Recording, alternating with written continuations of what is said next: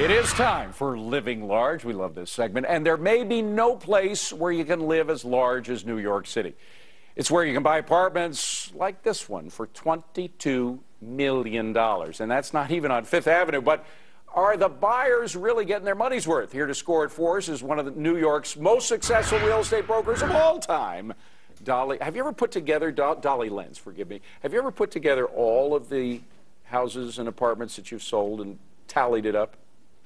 Well, we know a more or less tally. How much is it? What's the total? Almost $8 billion. $8 billion worth of real estate. Wow. All right. Well, what does $22 million get you in New York these days? An irreplaceable penthouse duplex on top of a fabulous 1888 Tribeca warehouse that's been converted now to condos. How many square feet? Over 5,000 interior, over 2,000 exterior, very high ceilings, a 33-foot ceiling library that was original to the building from 1888. It is a drop-dead space. By the way, these videos thanks to our own Alvina Alston, who did a terrific job photographing this place. But you know, people in Texas are saying 7,000 square feet. My garage is bigger than that. You know, they want $22 million? Yeah, they want $22 million, and I have to tell you, we rejected not far from $22 million. It is truly an irreplaceable apartment. Some of the bids have come pretty close to that? Absolutely. Within what percent, can you say? 10. 10%? Yeah. Wow. Yeah. But you're holding out for the 22? We are. It's a spectacular. And by the way, you get 2 garage spaces. There's that library. Oh, it's unbelievable. You get 2 garage spaces, David. Well, that's so worth its weight in gold in New York City. Both your Ferraris, put them back to back, you know, his and hers. But, you know, and Tribeca. You think of Tribeca. When I first heard about this, I thought it must be on Park Avenue or Fifth Avenue. If it was, it would be $60 million.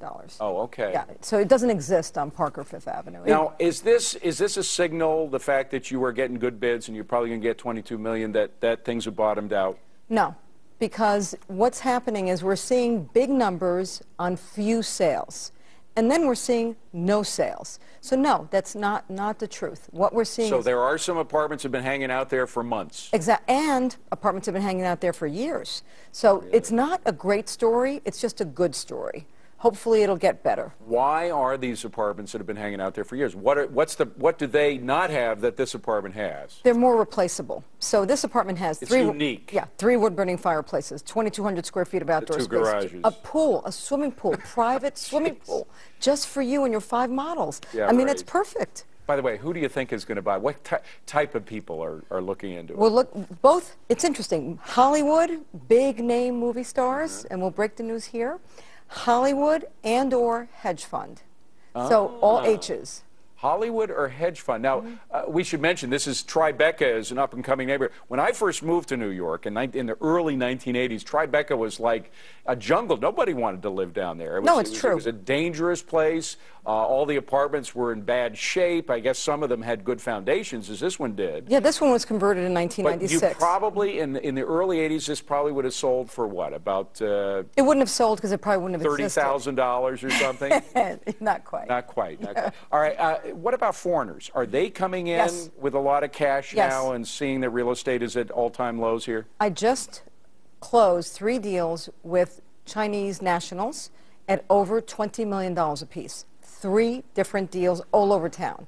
So, and that's just closed. Do they bring in suitcases of cash, or I mean, how do they pay for this? They have very fancy lawyers, and they do everything very properly. But they got no mortgages. They don't work with a bank with a mortgage. No. They do pay cash. They do pay cash. Wow. Yeah, and now, it used to be, I think that, was it 2009 when the average apartment in Manhattan went for $1 million, and that sounds extraordinarily high, but that was the low point, right? Yes. It's come off of that. Now, the average apartment in New York is, I think, 1.2. Yeah, 1.2 and change. 1.2. But the average apartment's probably so a 1 bedroom. To me, that says that things have bottomed out. No, because, you know, it's the mix of the average. So it's the 22 millions that are pushing up the price. Exactly. When do you think we're going to get out of the lowest point? Well, New York City, as I said before, is good. We're fine. Everything is being absorbed to some degree.